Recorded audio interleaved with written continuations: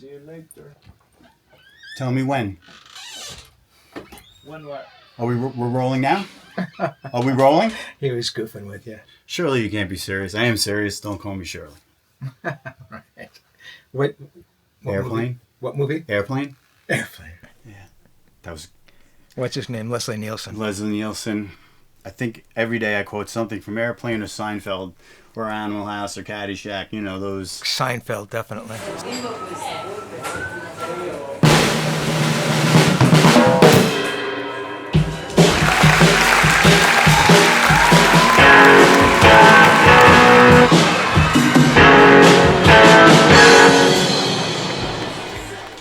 As a music fan, I think, or a musician, everybody has a band that hits them profoundly, and they have this one moment in their life where a band opens a certain world to them of emotional release. And for me, that band was Van Halen when I first heard them when I was 8 years old. And they made me want to be a musician. They helped me through a lot of rough times in life. They kept me alive. And a person that we have here today, his name is Steve Rosen. Many of you know him. He's a guitar journalist, legend, and he wrote his fabulous book, Tone Chaser, a 26-year friendship with Edward Van Halen, and their relationship and how he felt about Edward and is a profound thing as well. And there's lots of parallels there, and people that love Van Halen, where their music literally saved their life and really picked up on that energy of what the guitar was doing, what everything was doing, and you're feeling that vibe, will understand this book like nothing else. You will laugh, you will cry, I guarantee it. If you don't cry, you don't have a heart.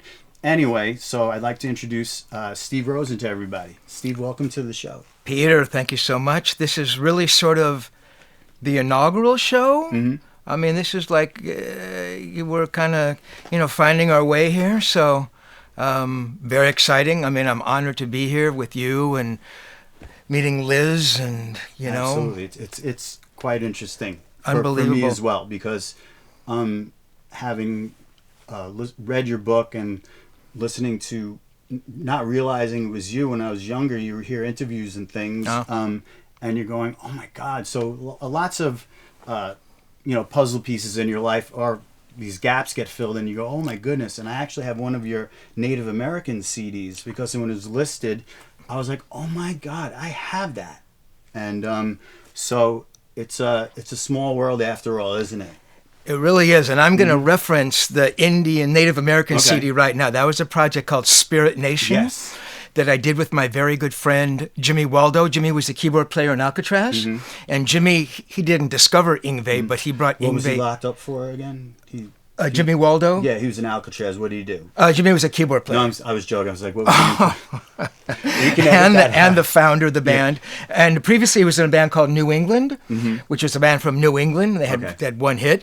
But and I'm just going to touch on this Spirit Nation thing because Absolutely. I thought it was a really great project. Sure. So he and I have been writing songs. We came together. He had a friend who said, hey, why don't you try to write some like Native American stuff? There was a lot of Native American CDs out there, but they were all very kind of more original, organic kind of Native American. It was like real Native American flutes and Native American drums.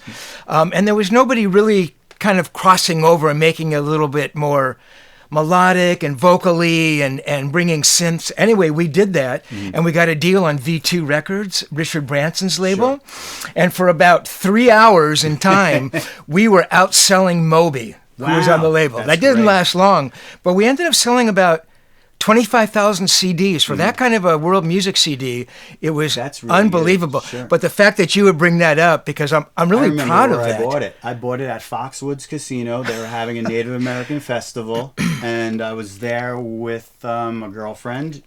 So it had to be the mid-'90s. Yes. So, yeah, that's when I got it. Unbelievable. Unbelievable. So getting back to Tone Chaser here, What I really love about your experience with the book is, so briefly, here's sort of a overview of Tone Chaser. I meet this guitar player, Edward Van Halen, in July 1977. I'm at the Whiskey. Cheap Trick is recording a live record. It's some promotional record for the label. It's not Budokan, of course, which would happen the next year and they'd blow up. Yep. But in 77, they were still playing the Whiskey, which was a club that held like 200 people. I was there. I'm introduced to this guy upstairs in one of the dressing rooms. It's Edward Van Halen.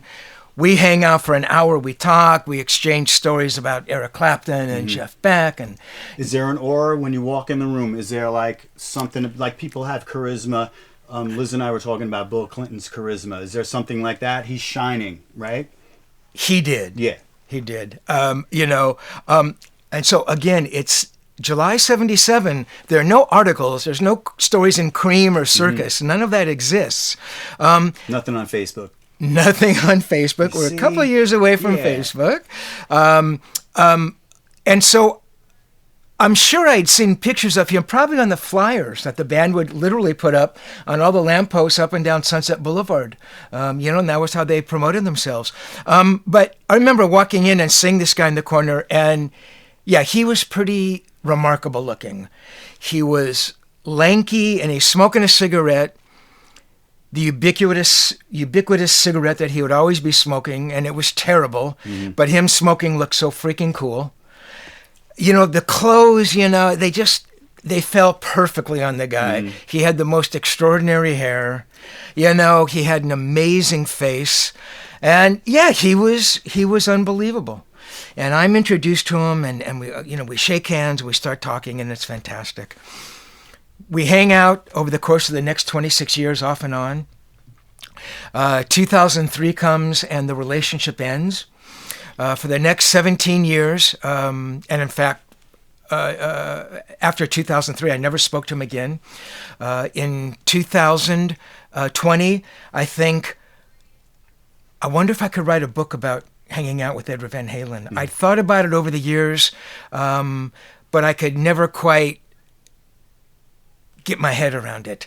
I thought it happened too long ago. I can't remember. I thought, my God, he's an icon. He's a legend. Can I seriously do him justice as a journalist? I thought about all those things. Sure. I write the book in 2020. The first edition comes out in 2021. We're now in the third edition. To get back to your main point, so here we are in 2025, and I meet you, and you tell me how you read the book and how it touched you and it changed you. For me, a writer works in a vacuum. So I'm sitting there, my little Hollywood Hills guest house, and I'm banging away in the computer.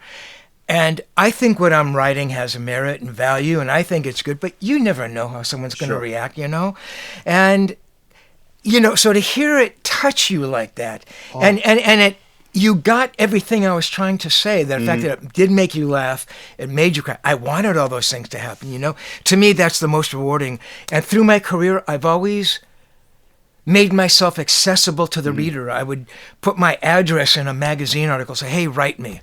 I want to hear from you, I always responded to readers. To me, that's what it was all about. If I could plug something that's with the audiobook. So at the end of the audiobook, there's interviews that you did that was going to be the original book. That's exactly right. About his life. Yes. You were chronicling, so people don't know. Steve was chronicling, am I saying that right? Aluminum. Correct. Chronicling Edward's life from basically the time you met him till about 2003. Right. Well, yes. However, all those interviews took place probably up until 86 or 87. Yeah, there was a point where you realized the book wasn't happening. Right. I was going to write Edward's authorized biography. He would never commit to it. Correct. And so, like you said, I had gathered all of these incredible interviews with his friends, guys who were promoting shows back in Pasadena. So I'm sorry, go ahead. The Alex Van Halen one is the funniest part of the Alex Van Halen one was whenever they had to kick somebody out of the band, they would dump them on Alex. Exactly. And like, like you take care of it. And something about Ed was leaving the room and the doors closing, and Ed's last day, he's like, "Good luck, buddy," and so he was the axe man for anybody that had to get fired. So I find that hilarious. Exactly, and so that was an interview that I did with Alex that turned out to be, I think we did it over the course of 2 days. I think it was about 4 hours. Correct. Yes. Right. Yep. Yeah, it was an amazing interview. I mean, 86. I know for a fact Alex never did interviews that kind of in depth at that point in time. It was amazing, and what you talk about Alex being the guy who kicked him out of the band and being sort of like the heavyweight. That was a reflection on Edward, who was not that person. In many ways, Edward would take the path of least resistance. Sure. It's like, okay, Dave, you're going to go and make a solo record? Hey, I'm all for it, And even when it got really tough, Edward was still willing to forge and go ahead, move forward. Yeah, that was one thing I picked up from your book and Alex's book, is that never at any point did they have any intention on firing him or kicking him out. They were in it for what the Stones are doing now. They were in it for life, and that's quite amazing when you hear them say these things. When he did Crazy from the Heat, and he says, "I hope it does great." It'll be basically he understood that if that does well, that's great for the band. Exactly. And what's funny is Genesis is a great example of how the lead singer does a solo album but never leaves. And so now you're doing both. So you have people that discover Phil Collins for the first time and then go, "Oh, he was in Genesis? What's Genesis?" So now they're going to the back catalog. So I always wondered, like, how much record sales went up for Genesis after In the Air Tonight came out? So it goes backwards that way. Right. And bands get discovered. People discover bands that way. So back to we can go back to the friendship ended in 2003. You weren't quite sure how you were going to write the book. If you want to get back to that. Exactly. So 2003 comes, and again, without giving the ending away to anybody who hasn't bought the book, and if you haven't bought the book, why not? No, just kidding. It didn't end well. So I'll be honest. I was angry, man, and I was hurt, and I mean, It's like, what did I do? What could I have possibly done for him to do those things and say those things, Sure.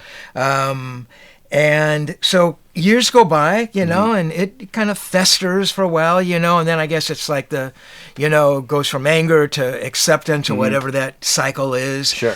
And then, then it just became, hey, well, I had that time with him, and when it was good, it was magic. Sure. It was remarkable. And, the years go by.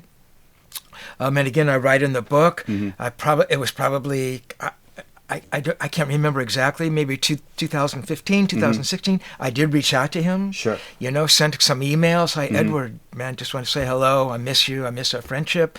I never heard back. Sure. And so some more years go by, and again, I think, well, and I don't know what triggered it. I had a couple of friends who said, man, you got to write the book. And it's like, okay, I get it.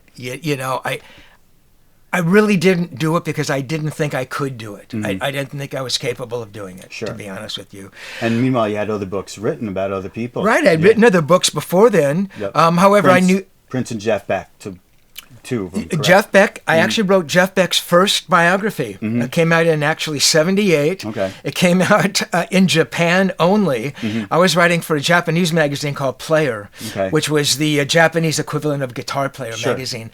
And they had a little publishing arm, and they put out this book. They said, hey, do you want to write a book on Jeff Beck? I said, oh my God, are you kidding? Jeff was... He's big in Japan. In Japan, was my favorite. Yep. I think he's the greatest who ever lived. I think Edward Van Halen is the most influential guitar player who ever lived, even more so than Jimi Hendrix. And I say that because Edward basically grew up, even though Van Halen came a little bit before the digital age, a lot of their success came from the internet. So instead of reaching 2 million people like Jimi may have, he was reaching 20 million people, sure. Right? Those songs were going around the world and the marketing and stuff. And that's why I think he reached more guitar players than Jimi did. Sure. I think Jimi Hendrix is probably the most inventive in terms of layering guitars and what he was doing in '67 with no effects and Sure. So look, they're all There's brilliant. game changers like They were Les Paul, Leo Fender, right, and there weren't Chuck many. Berry, yeah, exactly. And then you have Jimi Hendrix, Eddie Van Halen, and then after that, there's right. You probably have Dimebag Darrell was the one person I'm thinking where I went. He sounds different than everybody else. He did. Yeah. He did. I mean, Jimmy Page for his writing. That was pretty crazy stuff. I mean, the reason we don't think of Jeff Beck in that way is because, one, Jeff never wrote his own songs, right? And all these other guys did. It didn't matter because his interpretations were amazing. Sure. And I think also because Jeff switched to doing instrumental music, early on in the career, Blow by Blow, which is, to my mind, is the greatest instrumental record ever made. That's just me. Gotcha. But obviously, instrumental records had nowhere near the audience that vocal records had, Sure. So, but yeah, it's a pretty small fraternity of true game changers. There's nobody in the modern era that's like, wow, oh my God, who's that guy? I mean, who? I mean, name one for me. I mean, That's why I went back, like modern, like post after Jimmy Page and Edward. The first one that came to mind was Dimebag Darrell. Was really someone that people really started talking about when Cowboys from Hell came out. Yeah. I mean, I think of somebody like Eric Johnson, Sure, maybe. absolutely. But again, Eric Eric was singing, but primarily he was an instrumentalist. Yep. I remember seeing Eric. I thought, wow. I mean, Would you describe his playing? It's like like the notes sound for some reason circular. They do. They do. It's like it's his tone is sick. Like, he was special. Smooth. And then a little bit later, I mean, Joe Satriani and Steve Vai. Sure. I mean, they were in their way. They certainly changed the way they grew up down the road from me about 3 miles. Oh, really? Yeah. Oh, wow. It's a trip when you hear Joe's, Steve Vai's guitar teacher and car player. Yeah, right, exactly. And I'm going, oh my God, that was, it's right down the street, basically. Yeah. Crazy. Mm-hmm. So the audiobook. Mm-hmm. So for the longest time, I just sat on all my interviews. Mm-hmm. So I began writing probably early '73 and really stopped writing about 5 years ago. Okay. So over the course of whatever that is, 48 years, 50 years, whatever it is, there were probably, and I have the list. I don't know, man. There's probably 2,000 hours. Wow. Right. I mean, hundreds and hundreds and hundreds and hundreds of guitar players. For the longest time, it was like, hey, it's my football. You can't play. Well, because I kept it private and secret, I couldn't play either. You know, I had my football, but like that was it. And so at a point in time, I thought, you know what?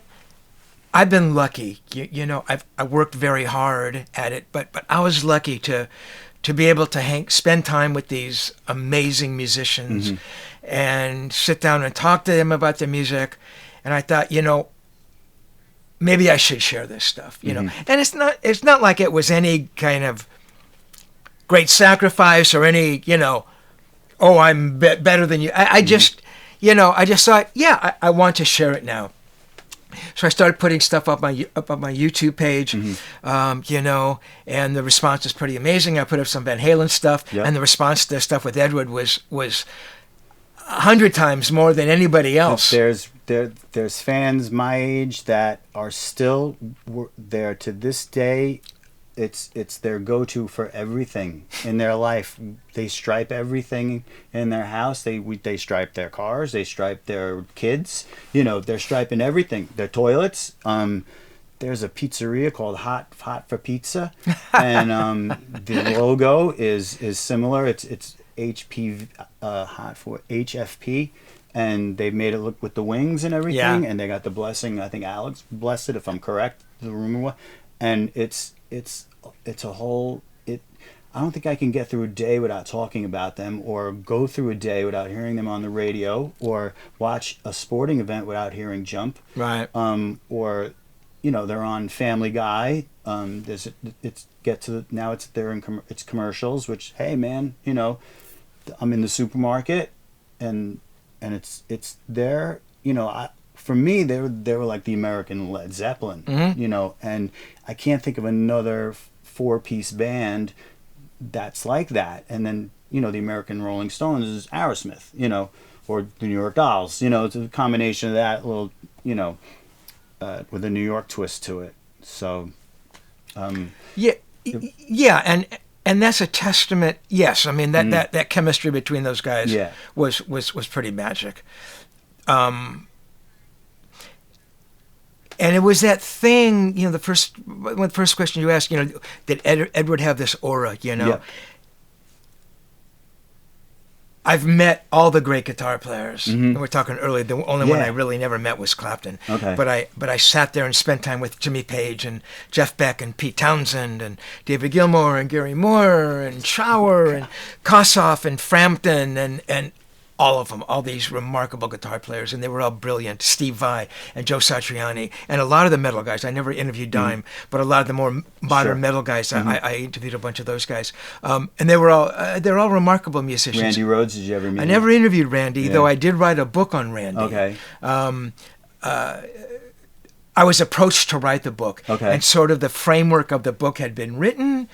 And the person who wrote it, Andrew Klein, who also published it, he says, "Hey man, would you kind of flesh it out and put the finishing touches on it?" And that's what I did. But no, I never interviewed Randy. Okay. And all these guys are special in their own way. Yeah. But there was something about Edward, and it went beyond his guitar playing. Absolutely. It's that rare thing. It's that thing inside that touched people, I don't know what it is. I mean, I was around it a lot, and I tried to figure out what it was. I think he's the one, if people are born empaths, I think, and they feel what other people feel. And if you were to put it on a scale, I'm a psychology buff, and we talked about that before. So, if there were a stratosphere of empath, I felt from reading the book, you and him are on that same level of empath. And I think that's why this kinship started, because you understand feelings. He obviously understands feelings, because in Alex's book he's sensitive. He's sensitive. That was the big word I took away from Alex's books, that he's sensitive. So right away I got from the book is like, Steve's a sensitive man, and of course for years I knew that Edward Van Halen was a really sensitive guy. So it was once you get into it, you don't. The book's a beautiful world to disappear into. I mean, it's, and for people that don't like to read, it's like, if you're a Van Halen fan, you don't want the book to end, and that's the sign of it, or like, oh, I gotta go to sleep, and you're like, you know what? Like, I got in, I read the book last year, but I reviewed it again. So I got in yesterday morning, and I was supposed to go to sleep, and I had 100 pages to go. Wow. And I was like, I'm finishing. I gotta finish it because I want to. I read it in June of last year, so it's been a bit, and I'm getting older. And so I was like, no, I'm going through, and things will start. I'll go through it quick, because you start remembering things as you read it. Right. And I forged through, and she's like, you haven't gone to sleep yet, Liz. And I'm like, no, I'm reading. That is so cool, man. And I want to touch on that, and I want to touch on the empath thing. Okay. I wanted to write a book that was essentially nonfiction, right? It's all true. I was there. I saw this. And you don't believe Edward said listening to, well, here's the audiobook. He said it. I'm not making anything up. I'm not trying to exaggerate. I'm not trying to, sell T-shirts. This is what happened. But I wanted it to read like a fiction book, and I thought, well, can you do that, And I actually looked up, sort of the ground rules. I Googled, well, what does a biography have to do? And it said, well, you can't jump back and forth in time, and you can't do this, and it's got to be in third person. I thought, I can't do that. I wasn't that kind of a journalist. I wasn't that kind of a writer. I thought, it's my book. I'm just gonna sit down and write it, And I wanted to read like one long perfect guitar solo, Yeah. And I wanted to be engaging, and I wanted you to be 300 pages in it and going, oh my God, I've read 300 pages. And if you hated to read, you're gonna want to read it. It's true. It's written in such a sincere and thoughtful way, and also, what's great is that I feel you have a very high level of self-awareness. So with that, for every situation that came up in the book, and trying to figure out things about Edward in certain situations, and you have the ability to look at it from every possible angle and figure out, maybe it's this, maybe it happened because of this, or maybe it happened because of this, or it's a bunch of those ingredients in whatever issue that you were discussing.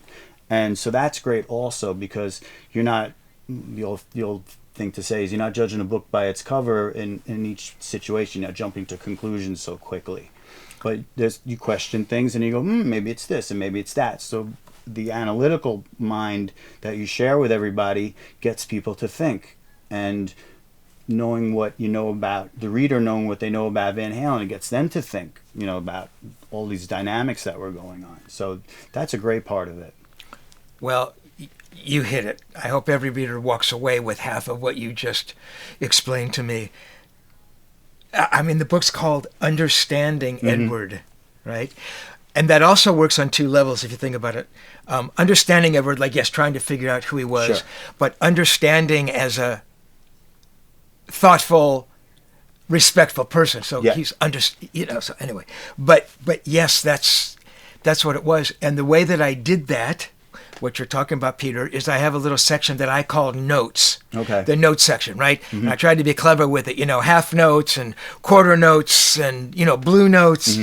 And what that was is, so there's this Steve Rosen who had this friendship with Edward Van Halen, this writer, guitar player who had this relationship with this very famous guitar player. And he's there, and here's your story. Here's the story that he's telling you.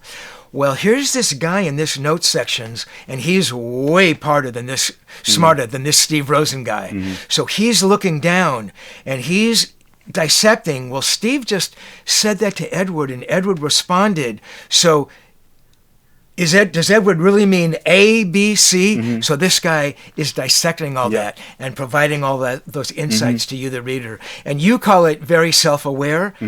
I think I am. The other side of that is hypercritical and being really lacking in a lot of self-confidence. It's like, did I say something stupid? Did I upset him? Sure. What did I do wrong?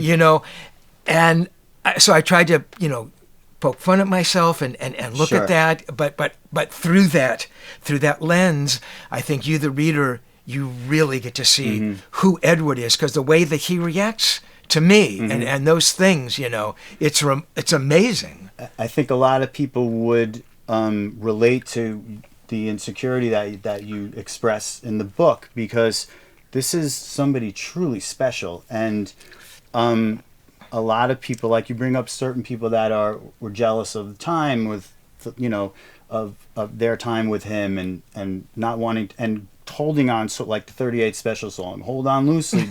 If you squeeze too tightly, you're going to lose control. Right. And certain people, everybody wants a piece of this guy, and it's not because he's Eddie Van Halen, but also it's the person that they love about him, and the sweetness and this way of the conversation we spoke about earlier, when he's talking about feeling good about yourself and feeling comfortable in your own shoes.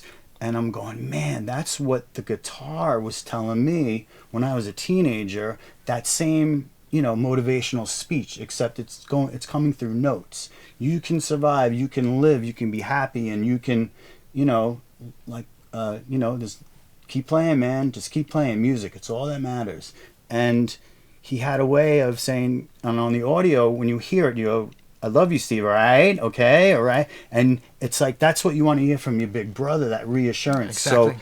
So it's very it's understanding why someone would feel insecure around that, because it's like, I don't want to lose, this is a magical person. And some people maybe that didn't know you would think, oh, he's just here because he's Eddie Van Halen. It's like, no. He's seeing the soul of this man. And he's not there for that. He doesn't want money. He doesn't want anything except to be in the presence of this man and talk to him. And that's it, you know, and that's what I got from it. You wanted the human to a human connection with this man, human to human connection. No, that's absolutely right, man. You nailed it. You know, and some people, have you ever? Do you know Reddit? Do you know that site? Yes, Reddit? yes, of course. Those people, they are incredibly nasty. I'll see how they respond to each other. Okay. You know, and don't read your own press. Well. You know, sometimes I can't help myself. Sure. So I looked on Google, and there's some comments on Reddit, and I go up there, you know, and people said exactly the opposite. Oh, it's funny. Oh, Edward only hung out with Rosen so he could get stories written about him.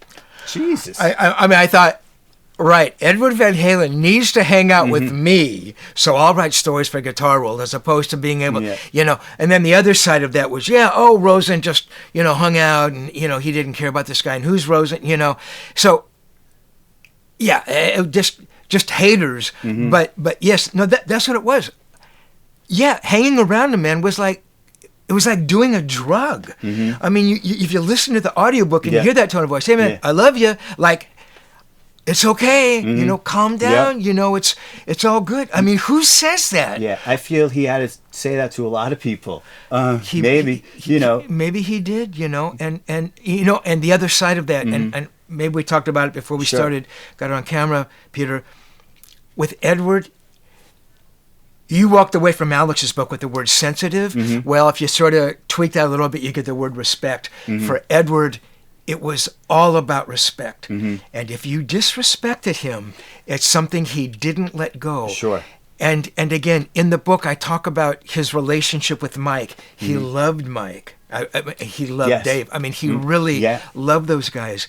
But because they didn't bring to the band what he felt they should, in Edward's head, he defines that as disrespect. How can you not work harder, Mike? How can you not come into and show me some song ideas? And I said, you know, I remember responding when he said that. I go, well, he's probably a little intimidated. Sure. And Edward said, well, get over it. It's been 7 years now. Yes. That's how Edward looked at it. It's like, it wouldn't have mattered. Look, I'm only theorizing here. It wouldn't have mattered if Mike came in with a 3-chord progression. It was the fact that Mike took the time to do it, and that's what mattered to Edward. And the same with Dave. Dave, you're off climbing a mountain when you're supposed to be doing pre-production. To Edward, that smack of disrespect. And you call it empath in the beginning. I agree with that. He respected me. I obviously respected him, and that. Sure. That carries a lot of weight. Do you think he wished that Dave and Michael were as close to him as he was with Alex? So it's the Four Musketeers. He wanted something like that, I feel. He did. He wanted, even though it's funny, I think he cited, you know, we're going to be like Zeppelin. We'll be together forever. And actually, I think it was just after that Sammy joins the band. The weird thing about Zeppelin is none of those guys were friends. But yes, he wanted that. You know, and he talked early on, you know, way before Wolf came into the band. But Edward wasn't stupid, you know, about, you know, he was a little unhappy with Mike. Sure. But he said, you know, changing, you know, getting rid of Mike, you know, it would change everything. I mean, he was totally aware of that. Sure. You know, but yeah, he really wanted that because the band was everything to him, right? Music was everything. Look, no one had the work ethic of Edward. I don't even think Al did, right? Al went home to sleep, and Edward was still out there at 6 a.m. writing riffs and recording. So no one was going to be able to give that to him. But I think had there been just a little more of that, I think they still would have been together. Yeah, I felt he wanted friends. It's a band, we're friends, and let's jam. And sometimes I guess if you jam, and maybe if he came in with something, 8-9 notes, I think that run good together, and then hey, that's something we can build off of. So he wanted that, and it didn't happen, obviously, because I would say in terms of a drama around a band, I don't think there's a bigger band. I don't think there's a band that can top that. The drama. No, yeah. I agree, and I was just thinking about that. Mm-hmm. Right? Yeah, you see it all over the net. The Sammy Dave arguments are still happening. Which tells you how much people, if you're turning around, how much people cared about that band. Oh my God, with David was better. Mm-hmm. Oh, Sammy was better. Oh, and once in a while you hear Gary. It's funny. Sure. Nobody liked that record. I actually liked the record. I thought Gary was a really good singer. He's a great singer. Obviously Edward's guitar tone changed. Mm-hmm. Edward had more control over it, but Warner's. He did all the material. Gary live was really good. He sang all those Sammy songs and Dave songs, and if I'm correct, they let him pick which old ones he wanted to do. Didn't know that. If I remember correctly, I'm not sure, but I thought it would have been cool if they just went on tour with each other first, get to know each other, and write on the road. I thought that would have been a cool thing, looking back, because that album got panned real hard. Bad. And there's good songs on there, and there's great playing on there, and it's a strange time, during that time for music in general. It was, and the music world accepted a second singer in Van Halen. And Liz and I were talking about this the other day, and you sort of touched on it, Peter. What bands have lost a singer, gotten another singer in, and had the same success, if not more? Yeah. ACDC. Yes, I never thought about ACDC. Iron Maiden. That's true. Yeah. That's true. But that is true. But I guess those early records with Iron Maiden, they were so kind of invisible, though. But no, you're right. In terms of the longevity of a career. No, you're right. And then you bring up, even though it's a little different because he was in the band, Peter Gabriel leaving and Phil. Sure. That's a little different because he's in the band. I was too young or unaware of Ozzy and Dio with Black Sabbath. We discovered Black Sabbath the Dio years. My brother discovered it, so and they got as big as Ozzy with. Did Sabbath? they get? I don't know, but that's not a bad example though. And I thought of it was accepted. It was. You're right. Yes, there certainly weren't many. Right. But for Sammy to come in, but a third singer, I don't know if any singer could have come in. You're getting into Black Sabbath territory with lead singers at that point. Exactly. Or Deep Purple territory also. Yeah, exactly. With lead singers. Exactly. A bunch. Lots. Yeah. So when in the book, Dave leaves and he's telling you, try to find a singer for me on the phone, and back then when it happened, my first reaction was they should get Billy Squier. And my thinking was he writes, he plays guitar, and his voice is. I thought his voice was a little Robert Planty in there, a little bit. There's a tone there that's and I thought he would have been perfect. It's not a bad choice. Who did you think they were? If it was someone like a well-known, did you think of anybody? So it has to be somebody who's alive. Yes. Someone realistic that day. I was thinking. Yeah, of a singing guitar player. I thought that would have been amazing. Edward actually leaned, though he loved Bon Scott. Yes. Really, he wanted those things going right, on. Right, but he really loved, he was a big Cheap Trick fan, so he loved, Robin Zander. Did he like Jack Bruce's voice? He loved Jack Bruce. He loved Peter Gabriel. Yes, all those guys are real melodic. So was his favorite album. Clean voices. Yeah. So I was thinking, again, maybe a little far-fetched, but somebody like Peter Frampton. Sure. I think Frampton, had an edge. I think he could bring it. I think he could have conceivably done what Sammy did. You know, now you got that other really good guitar player. Not that Sammy wasn't a good guitar player. He's somebody I thought. But then I thought, well, what about a keyboard player? Sure. And I thought, you know, my God, now you have Ed. You know, you have keyboards, and Ed doesn't have to switch to keyboards. Sure. So I was thinking about somebody like Stevie Winwood. Again, you know, it's a little far afield. You know, what about somebody like John Waite? Yeah. That was an amazing singer from the Babies who had an edge, you know. And he was having some, at that time, 84 was a good year for him for solo 84, stuff. yeah, right. Yep. And he was a great writer. I Am Missing You, you know. Yeah, but, you know, some of my thoughts. And then I thought, well, you know what would really be amazing? The Warners would never have allowed it. If there could have been some unknown, some incredible kid that Edward finds, you know, and comes in. Because the reality is, David Lee Roth is an unknown at one point. I mean, now it's a little different. You're talking about before there's a record deal, before anybody knows about him. It's club days, but I don't know. I mean, again, Warner's would not have allowed that. I don't think I've listened to a vocalist more than him, and I'm opera trained and things like that. He's the most difficult singer to sing because he's all here, and that tires out quick. And people say, oh, he's terrible live, and it's like, okay, I tell people, do this. Set your thermostat in your house to 120 degrees, start doing push-ups and sing the happy birthday song, and tell me how you feel, and do it for 2 hours. Tell me how you feel, and party, and, you know, do everything that was going on. No sleep, everything that goes into it.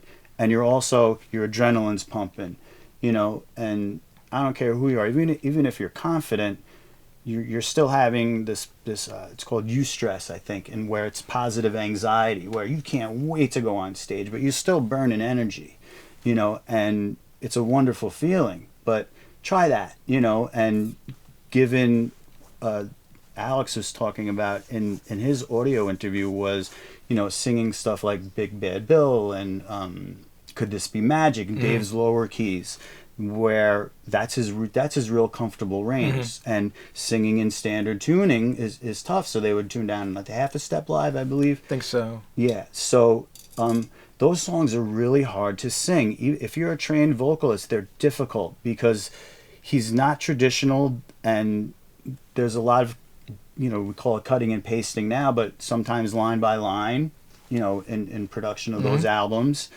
and they're hard to do. Like Little Guitars is really hard to sing, and so is Dance the Night Away. It's hard to sing because even if you're opening up with your diaphragm, he's going through there. So if you want to emulate him, you're going to gas out pretty quick, you know. So he's I always looked at him as a sort of like a Louis Armstrong type of circus ringmaster. And his job is to shine the light on all these three talents that you have going on here. So that's what I take away from, you know, his style of singing. So, I understand, you know, and like he says, I'm no Caruso on your interview, and he said it twice. Did he really? Yeah, he goes, I'm no Caruso. So deep down, I think he was well aware of his vocal range and what he was capable of, and. Obviously the famous story of Jamie's Crying. He's like, I didn't smoke any weed, I didn't drink anything, and so he's doing Jamie's Crying sober and well rested, and it wasn't coming out good. And Templeman hands him a joint and a cheeseburger and says, go outside, eat this cheeseburger and smoke this joint. So he goes out. He eats the cheeseburger, smokes half the joint, comes back in and lays down his vocals, and it comes out great. Funny. And that's your favorite song. It is. Yeah. It is. So he was a bit baked when he did the lead. That's funny, man. So obviously Ted was there for Dave. Yeah. Right? Yeah. Right. And Don Landy, the engineer, was Edward's guy. Yep. And Ted says in his book, he goes, if I had replaced Dave with Sammy at that point, I would have made the biggest mistake in rock and roll history. Absolutely. It'd be like not signing the Beatles, you know. We have a special guest that just arrived. She's a wonderful woman and my new best friend in the world, and I'm very grateful because she has plucked me out of obscurity and is changing my life forever. My wonderful friend, Miss Liz Ullman. Liz Ullman's in the in house. the Yeah, house. I know. She's plucking herself out of obscurity. I'm going to slide over. I have like a bag full of. I'm going to take the Ed That didn't McMahon sound seat. right. When an almond says they have Yeah. a bag full of, like you're waiting Yeah. of what? So in 95 and 96, when Sammy leaves, did you have a choice for, did you have thoughts of who would be great now for them? And Oh my God! You waited for the. Oh, good. you like this question, This is my right? That's your favorite question. I'm so glad. Perfect timing. Who would you have chosen After Sammy? Who would you have? More like Well, who did you have, and who would you? What had popped into the your person I had head? immediately was someone they considered. Sebastian Bach was I was like, he'd be perfect because he's got the range, he's got the swagger, he's got that primal thing going. But And the hair. And the funniest thing was he was approached. Did you know he was approached? No. So he tells the story. It's Beautiful hilarious. voice. This story is so funny. He goes, I'm approached by, management, and we have a meeting, and they go, we don't think we can have you in the band. And he's like, why not? Why And not? he goes, because you smoke pot. And he goes, I smoke I'm pot. sorry. Isn't You want to this say the punchline? Van Halen? No. He goes, Van Halen's the reason why I smoke pot. So he's like, the irony of it. He's like, What the and fuck? I thought he would be great, but I everybody says a agree. but I guess the drama with Skid Row and personalities clashing, but who knows how he would have acted with them, because that's a different level that's a different thing. Absolutely. That's a stratosphere nobody is prepared for, I think. And also with him, there's Dave Sabo and Rachel Bolan from Skid Row write everything, lyrics, everything. So he's not a natural songwriter. So you'd have to get someone in there, like a Desmond Child or someone to help. Robert Plant wasn't a natural songwriter. Yeah, though. I mean, vocal. I mean, writing lyrics and things. when he was hired, Jimmy hired him for his voice because it was so otherworldly, and he evolved into, if I'm correct, only because I just saw that. I was like, really? I mean, but because that's the kind of thing too, when you're around creative people, you may not think of yourself as a this or a that or an other thing. And I'll get back to that. But I'm always shocked, and it took me listening to you to realize, Eddie was a keyboardist. Eddie was, that sort of thing. But I think when those sorts of talks started coming around, it's hard because, you're a journalist, but you're Ed's dear friend. Like, is there someone who you had in mind that you thought, or a few people, like, oh, well, there's this person and that person? You mean as a singer? Yeah.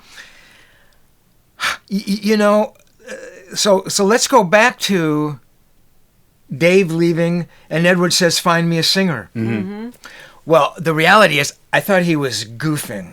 Right. Like Edward Van Halen's asking me to go find him a singer. Mm-hmm. Like Right. Edward Van Halen can't pick up the phone and call. Right. But we talked about... By the way, I'm sorry to interject. You're getting him at the raw time when Dave left. So the audio of the phone call is like, I'm a fly on the wall right after this happened. Oh my God, the biggest breakup. Like, my parents never got divorced, but this is as close as it felt to me.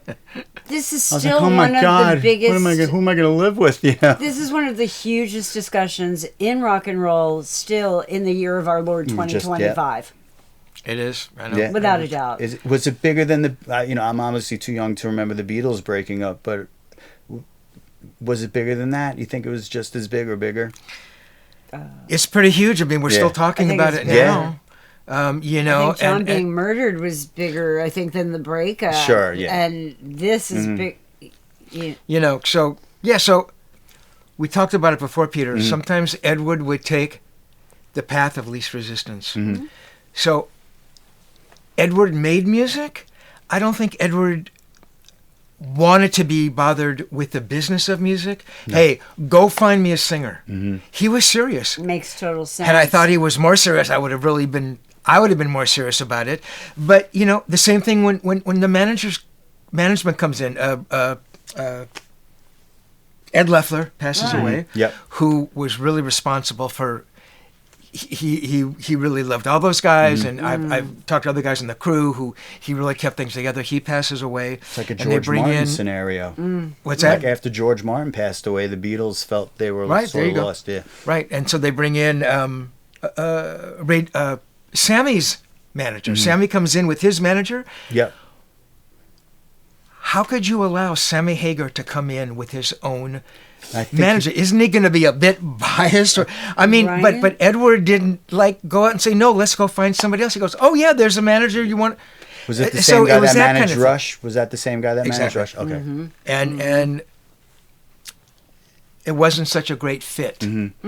Which is surprising because we were talking about trios and how they get along great and how great Rush got along. Right. So you figured a manager like that with, and that band, what drama? There was never drama with Rush, So getting back to, so they get the new manager.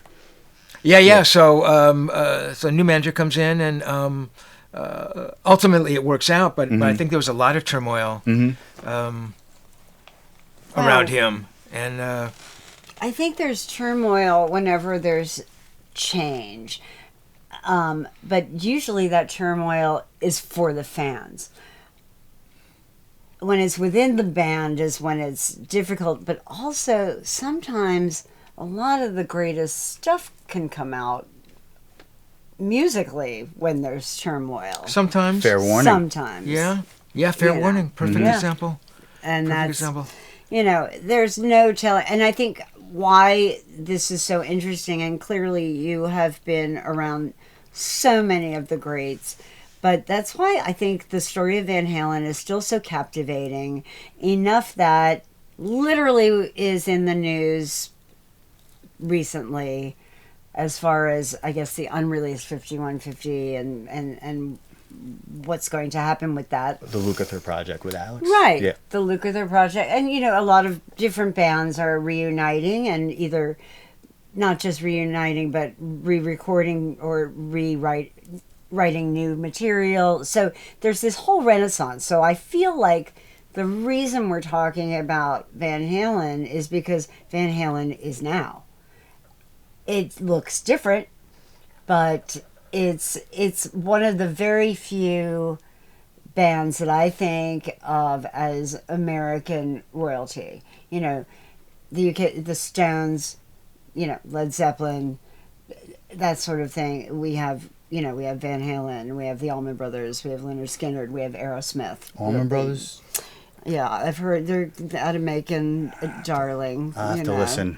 Aren't you a peach? Yeah. But anyway, I think that, I think growing up, we had the British greats, and to me it's just music. But then when I think of the greatest of all time, as far as guitarists, for the longest time we had, it's Keith Richards and that sort of thing, and then we had Edward and that kind of thing. So it's a fresh discussion, it's a fresh band, it's and I think that you are somebody who was there but are the ultimate expert. And as we begin this sort of journey into looking at Van Halen with fresh eyes, it's very much of the present. So very cool. I appreciate that. I'm just cutting for a minute. What did we cover so I don't ask something stupid? It's everyone's stretched. They were so good. Because they were so good, everybody wants to still talk about them, and I did not look at streaming numbers before we sat down, and then look at it after we air the show, and then when the announcement that Luke was looking at the stuff. Sure. I like to get nerdy like that, but I'm only one person. When my kids were babies, I would sing to them at night. I'm a vocalist, so you're like a super fan. I would sing. I would sing Big Bad Bill to my kids every night because it's not loud, and you could be goofing around with it, and bobbed his hair, and I would goof around with that, and they'd laugh, and I would sing the Joker, and then Jonathan I was going, some people call me the Space Cowboy, and he was like 2, and he goes, some don't, Oh my God. You didn't want to do Maurice? Well, remember they had those we did CDs. Maurice When I had my kids, they had these CDs that it was like for kids and like the music of No Doubt and then the music of Led Zeppelin. And are they still a thing? What's that? When I had my kids, competitive momming was at the ultimate. And it was like, do you know what a push present is? No.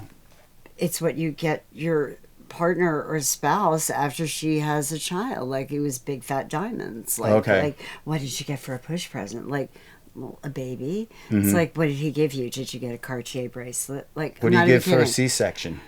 A lot of painkillers and 2 more days in the hospital, but that's about it. Yeah. Wow. But it was like also... You're getting a cubic zirconium, honey, because you didn't do it the real way. Right. But this was the advent of the $1,000 stroller. There was an entire line of stores, and in there were CDs of famous rock bands doing lullabies. And... And obviously Van Halen was one of them, and I owned these, and they are amazing. And there was Bob Marley, there was No Doubt, there was, you name it, it was so good. And they were in compilations. Each band, U2, each band had a different one, so that I guess the thought was, oh my God, if you have any taste, don't let your children grow up to be listening to just like nursery rhymes or something. I'm not going to name any companies or, because now our corporate overlords would get mad. But anyway. I think one of the reasons why Fast Times at Ridgemont High is one of my favorite movies because of all the Van Halen references. Right. Jeff Spicoli blows his reward money for saving Brooke Shields from drowning to hire them for his birthday party. Right. So what is really interesting about doing this podcast with you guys, and you touched on it just a moment ago, Liz, Van Halen has never been out of the limelight. They've never been off the internet. Never. So I'm going to go backwards just a little bit here. So back in 86, and Peter and I touched on this a little bit, I was going to write Edward's authorized biography. So this is, I'm sorry, I approached him in 85. So the 1984 record had come out. They were arguably the biggest band in the world. He was arguably the most famous. That's the first time I saw them on the 84 tour. Really? Yeah. I was like, what is happening? So, I mean, they're huge. And you know, we can cut that out. Right? I thought that, you know what, other writers are going to come to him. They're going to want to write his life story. And I thought, well, I want to be that guy. Sure. So I girded my loins. I remember it took me a long time to be able to ask him that, because I didn't know what he could say. He either say no, which would be heartbreaking, or he'd say yes, which would be like, now what do I do? Now, I've got to write this freaking thing. I know. It's like, oh, this behemoth. Why? Yeah. Exactly. So I ask him. He says yes. I can't think of anybody else to do it. True. I begin working on the book, and I'm interviewing his friends, Pasadena friends, his boyhood friends. I interview the band, guitar techs. I'm putting all this stuff together, which will ostensibly go into this book. And, every once in a while I say, Edward, I called him Edward, listen, we need to sit down and I need to, do some more interviews with you for the book. And not talking about guitars, because I interviewed him for Guitar Mags, but Edward, sort of the stuff that Alex talked about in his book. What was it like when you were a little 3-year-old Edward? And did your parents take you out to the movies? And what were your favorite, things to do? And were you good in school? And did you have a lot of all that stuff? What were you before you were Eddie Van Halen? Exactly. When you was Eddie Van Halen before he was Eddie Van Halen. So. It was predestined, like he said in the book. Everybody's chosen for something. I happen to be a conduit, and I'm taking as much advantage of it as I can. Right. And I thought that was a really cool way of looking at it. If you have the gift, you can't waste it, Right. And he knew that. So there you are. So there I am, trying to get him to sit down to do these interviews, and I couldn't do the book without that. I mean, it wouldn't have been right. So 86 goes by, 87, 80. Oh my word! Yeah. I worked on that thing for about 3 or 4 years. I mean, pushing him, And, guys said, oh, you pushed him too hard. That's why I didn't do it. I go, oh, my God. If anything, I didn't push him. Yeah. And we've talked about Valerie, and I know, well, I don't want to say anything. Right. But Valerie, she supported me. She knew what the book could be. She understood it, what it could mean for it. Absolutely. And she said, oh, you got to push him harder. Push him, Because not even a wife can, let me tell you. No. As you as hard as she beat him. Yeah. So at a point in time, and I talked about the conversation, in there, he goes, well, look, if we come out with the book now, and now we're talking about him 45, 50 years later, right. If the book comes out now, people are going to think my career is over. Mm-hmm. I go, what? Edward, no one is going to think that but you. Think that at all. And then he said, well, if it comes out now, what about the next album I do? That won't be in there. Mm. It's like I couldn't answer that. What if a meteor comes and crashes? That's exactly. Exactly. And then he came up with the idea. He said, well, let's do it in 2 parts. I go, Edward, that's freaking that was a great idea. Brilliant. It is brilliant. The first part it's from it's perfect. Beginning like Eddie to the Van 1984 Halen, so record. far, so good, and then so good. And that never happened. But to your point, Liz, so here's a guy who was terrified that his career, and here we are. It's just getting started. We can't get enough of him, and it's funny because people will ask me, like, I've seen some of those questions on your little sure. Oh, I could turn it back. Apple Pod there, God. and they're really deep questions, and they are questions that I wished I had asked Edward and gotten more from. Wow. A lot of people ask about Randy Rhoads. Well, what did Edward think about Randy Rhoads? I literally asked him one question and it was a 10-word response, Or why didn't you ask him about this? Well, in the moment you think that you're going to have forever, that it's not going to be the last conversation you're going to have. You know what I mean? So true. It's like, it's so true. I mean, you try to do everything, right? I tried to get as much as I possibly could and recorded it, but you put a lot of work into it. A lot of work. I think it's a well-known trope, though, that, I mean, so much so that it's, a running gag in Cameron Crowe's film Almost Famous, where, Russell Hammond, who I know is based on, he's always telling William, tonight after the show, I'll give you that interview. Right. And then it's like, why don't we do that stuff tomorrow? Tonight is just friends. And as we were, and look, he goes, sometimes you meet some pretty interesting people on the road. And then it's like, then it's like rage. It's like, oh, you're the enemy. Yeah, don't talk to the enemy. There's that whole dance. But when it's an authorized biography, that's very, I think it's unknowable because, my experience with it is, my father was approached many times and he said, quite simply, look, if somebody's going to tell my story, it's got to be me. Mm-hmm. And I think Edward, I find myself calling him Edward now since I know you. And nothing, I can't call him anything else. It's very strange. I think that Edward felt that he maybe when he retired, whenever that was, because, you never do, because you and I have talked about where I envision him kind of now, that perhaps he would, I think he was too good a friend to you to say, after all this process, that maybe he didn't want to do it anymore because maybe he wanted to write it at some point. Could have been. When, like, Wolf went to college. That's my theory. And he didn't want to be hurtful and say, not that he could do a better job. Obviously, he entrusted you. But I think there's an element when, only because I know people who have tried it one way. The worst is an unauthorized, because everyone knows their shit. It's like, oh my God, what am I reading? Like a bunch of regurgitated crap. I think it was. What do you think? I think he liked the idea of the book, but actually pulling the trigger on it, he was experiencing this cognitive dissonance. Where like you're going to buy a really expensive car and you're like, I can picture myself in the car and I can, and it'll be so cool. And then once it really comes down to, you're like, I don't know if I could do that, spend all that money. Right. You just switch Failure that to launch.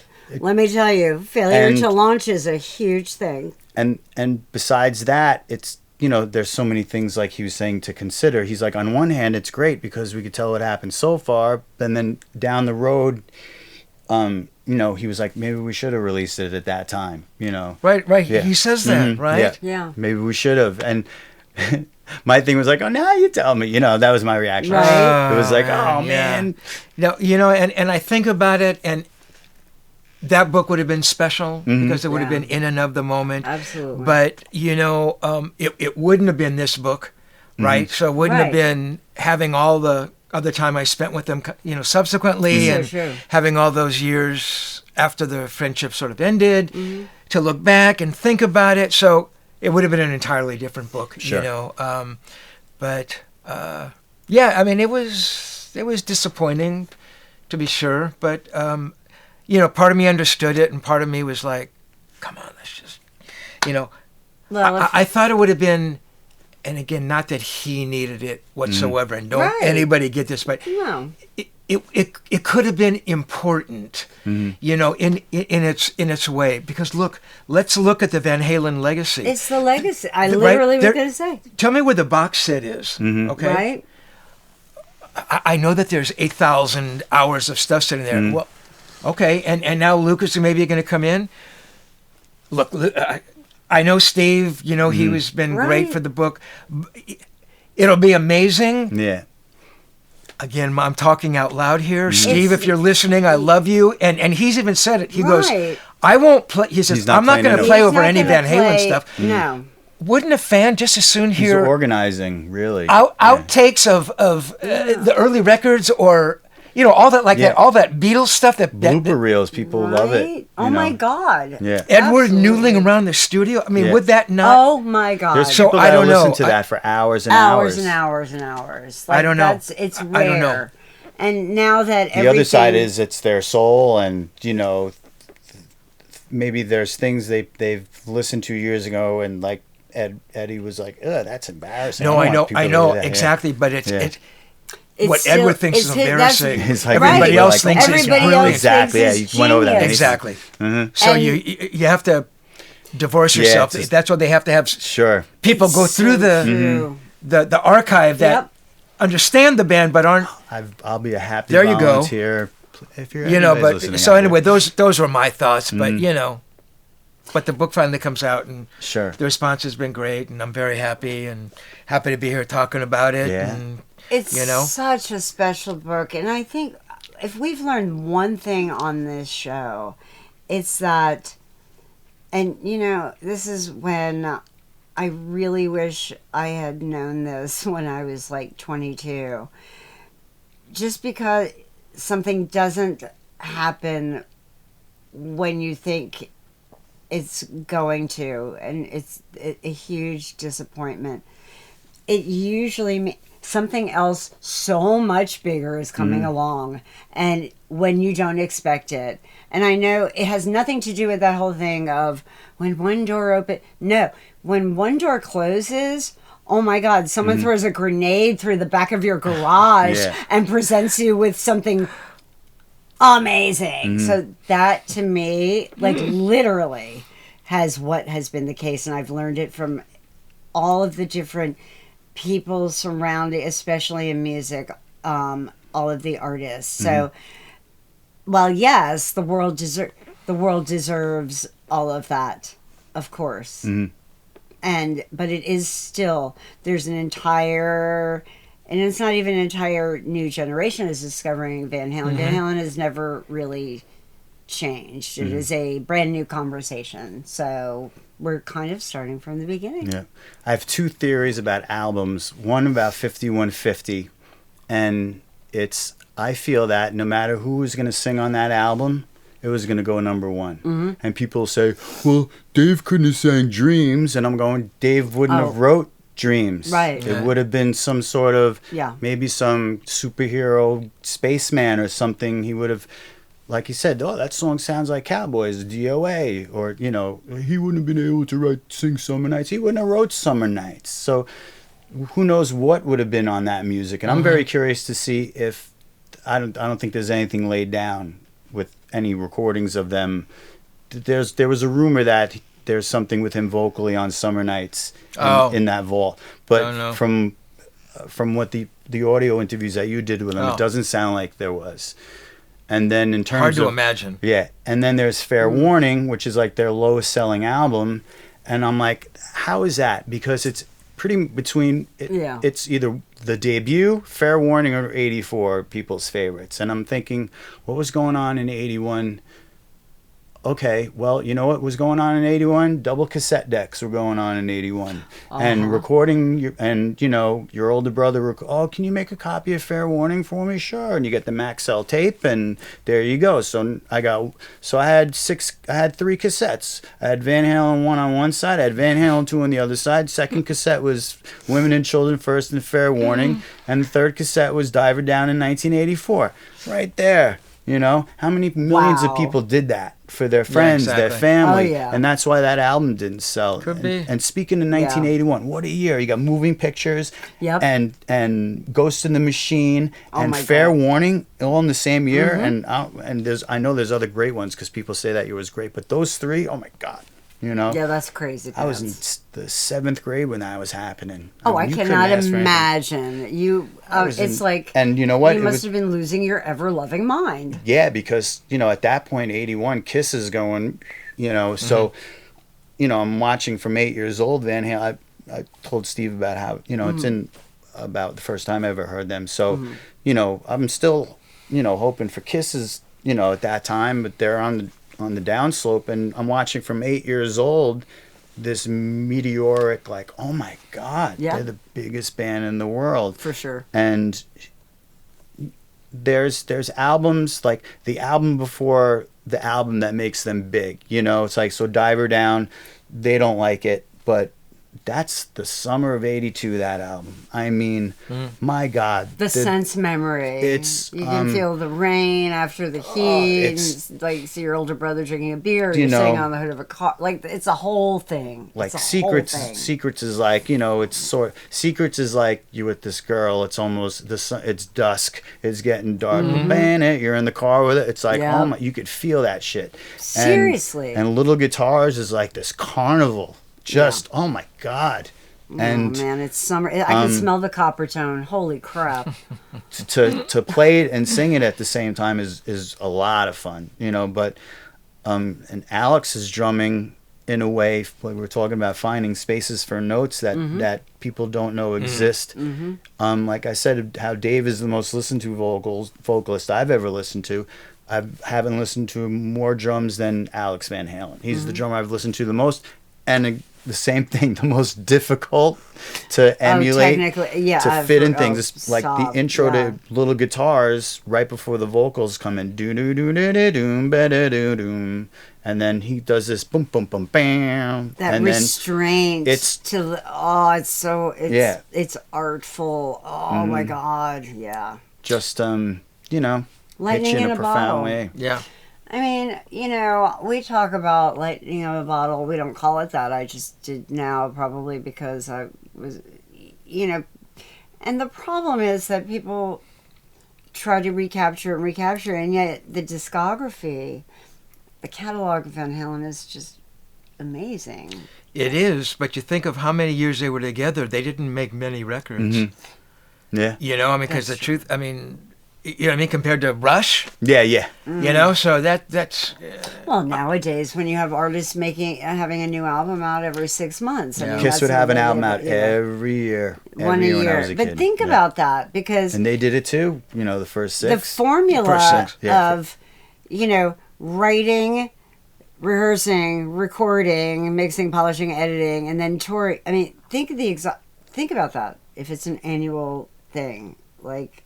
Absolutely, it's a challenge. It's 4 years between albums for people. Yeah, sure. You know. I want to ask something that you and I spoke about privately, but I think I like your. No, it's not a. Careful here, sweetheart. No, it's. Don't make me slap you. No, it's. Okay. Let me say that I was like, oh yeah, I remember. This is what it was like. One of those like weird middle of the night questions. that I talk about a lot on this show with everybody. And I loved your response at first. Like, it wasn't even a question. I was like, you know, Steve, I was like, the music industry is broken, or sort of broken. And you were like, sort of. I was like, well, yeah, it's a shit show. And I said, is there a scenario given, and, you know, we talked about all the different things, given fans can't afford tickets, given artists aren't getting what they're deserving, getting, I mean, the genres, the whole thing. Is there a scenario that we bounce back and that the music industry becomes something? And then I said, in our lifetime. Because I said, I think it's a course correction that's historic. It's a good question. Yeah. In our lifetime. I think it could happen if you had a group of bands. I don't know if one band like Van Halen would be capable of doing it. No, no. Or obviously like the Beatles were, or the Stones, or There's good bands out there. What's that? You got to search, but there's great bands out there. Yeah, there are great bands. You'll probably never hear most of them. And we talked about the internet. The internet is a remarkable tool, as important as the telephone and the wheel. And it's also maybe the death of rock and roll and everything that we love. Nobody makes records. No one go studios. Real studios are. It's hard because I can, you can record an album in your car, make a record. But because everybody now has the tool, in everybody's head, they think, I can be a rock and roll guy. We've talked about this be a very songwriter. thing. You can do anything. Yeah. No, as it turns out, you can't do everything. You can't. And I also think that's what Dave Grohl was saying when he was talking about the board that he rescued. And when he was interviewing everybody who was on that Sound City documentary, what it sounds like to drop that needle on a record, and what it sounds like when human beings are playing instruments in a studio like this. We need that back. I think it starts with that. It starts with the fans demanding better. You know, when it's $400 for the worst seat in the house, no one's going anywhere. And it takes people being in-person human beings back in studios like this making music. That's a huge part of it. The thing I see, the glimmer of hope I see is that when people our age have kids that are playing in cover bands, they're opening with Everybody Wants You by Billy Squier. And they're doing all that stuff. And you're going, wow. And then, I love that song. I love Billy Squier. The guitarist has two guitars. One's a Frankenstrat replica, and then he's got a Les Paul. And they're not doing new stuff. They're doing, Journey and Van Halen and Zeppelin and, Rat and... that 80s rock, not a lot of the hair bands, but Billy Joel and just stuff that's that stands the test of time. So there's a glimmer, and bands, obviously Mammoth is a group that I've seen them 3 times, and the third time I saw them, I thought they were good the first time. The third time I was like, oh my God, the tightness and his voice and his playing. It sort of angers me when I see people go, he's living off his dad's name. Not the Nepo baby. Stop with the Nepo baby. Nepo baby Stop stuff. it. And if my parents were lawyers and I wanted to go to law school, and is that Nepo? And I respond to these people. I go, do you not see, what's it say at the end of the headstock on his guitar? It says EVH, okay? Did you listen to Don't Back Down? How's it end? Bam, bam. Do you know what song that is? That's the end of So This Is Love. So there's nuggets in his music. And maybe someone like me that listened to their songs so many times and more of the music than the lyrics, I didn't memorize it. You sing what you know and what you can understand what you thought it was, because they never had him in the album. Let me finish my thought, because I realized I sounded like a dick when I just said that. No. Here's the thing, as far as Nepo, because, when we have Wolf on the show or with anybody. I think that certainly your name gets you a seat at the table. But if you're not talented, they will kick you the fuck out. I mean, you must have the talent. That is obvious. And I think we are a country that we make a lot of people who are not talented famous. And that's not art. So I understand what we're saying. I mean, and in this case, that is not. I think it's just the term is so prevalent right at the moment, and it's just it's fine to, you know. I mean, obviously, I would want to help my children get somewhere, but you have to have blazing talent, or I'm not wasting my time. You know, absolutely. You do not just get a trophy for being, you know, winning the genetic lottery. You don't. Very true. A few have had hits. You know, Jacob Dylan had the hit, and Julian Lennon back in the day had the hit, but there's not many that. Sean's making an album with Les Claypool. I hope that should be interesting. I wonder if that's public. Oh no, we can always edit that out. Thank you. Where are we up to next? Oh my! Moving right along. We can go. No, I love nuggets like that. I'm just telling you, I need to vape. I want to just regather because for our ladies out there, I have a really quick question about why I think Val and Ed didn't. Because people always ask me why Val and Ed didn't make it, and I think it's a much more intelligent argument than people lay it down, but it's not really interesting. I also did we talk about the rest of his career, even though we're selling this book, but did we talk about in general people, like, remember when I was like rehearsing, I was like, okay, people that we've interviewed, did we do that? Say that again. I'm not sure I quite understand what you mean. Well, I could include it in the rapid fire, kind of like, did we do the part where we talk about Steve's career in general? No, we touched upon it a little bit. All right.